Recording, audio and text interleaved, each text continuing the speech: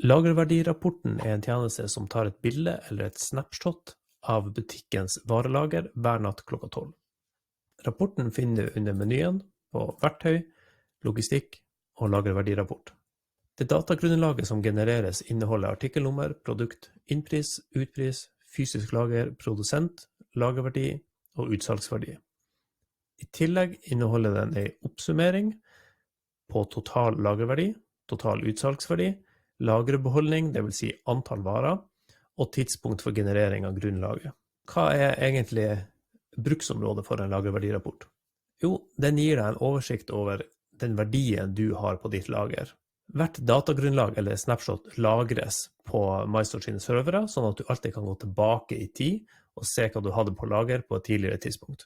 Generering av datagrunnlag skjer først når modulen er aktivert. Det vil si at om du aktiverer modulen i dag 1. desember, så vil det første datagrunnlaget genereres i natt klokka 12, og er da først tilgjengelig 2. desember. Det vil si at du i ettertid kan gå tilbake og se lagerverdien helt fra den dagen modulen ble aktivert i din butikk.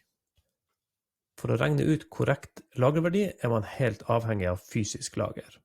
Vi har en egen video på fysisk lager. Linken til den finner du i beskrivelsen. Når en lagerrapport er generert, så har du litt muligheter her. Du kan filtrere på hver kolonne. Her har vi ikke støtte for å legge til flere kolonner. Det er bare det utvalget her som blir lagret i det datagrunnlaget, og det er det vi har å jobbe med. Men du kan gjøre litt filter. Så du kan legge inn filter her på for eksempel fysisk lager, hvis du vil se alt som har fra tilverdi. Du kan filtrere på produsent. Du kan skjule alle varer som har negativt eller 0 på lager. Det er verdt å vite at butikken burde aldri ha mindre enn 0 på fysisk lager. Om du har det, så anbefaler vi at du tar en titt på lagerhistorikken på det produktet og finner ut hva som gjør det, for du burde aldri ha mindre enn 0. Og om du da har oversalg, så skal fysisk fortsatt være 0, men disponibelt skal være minus. En fin måte å finne ut om du har noen produkter med mindre enn 0 på fysisk lager, er å velge å bare vise de. Så vis kun negativ 0 på lager.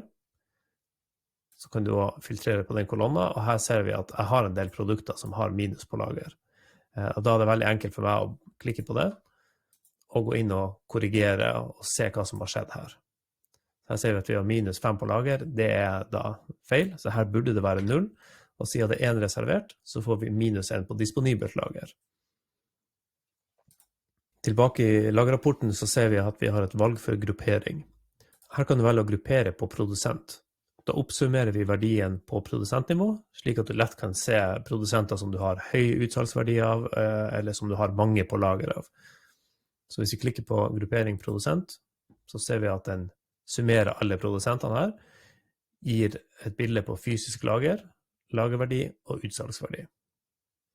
Her ser vi at vi faktisk har minus lagerverdi for at vi har minus på fysisk lager. Så her er det også noe vi burde gå inn og sjekke opp hva som har skjedd her. I tillegg til filtrering så kan du også søke i rapporten. Så her kan du søke etter for eksempel produktnavn, søke etter artikkelnummer,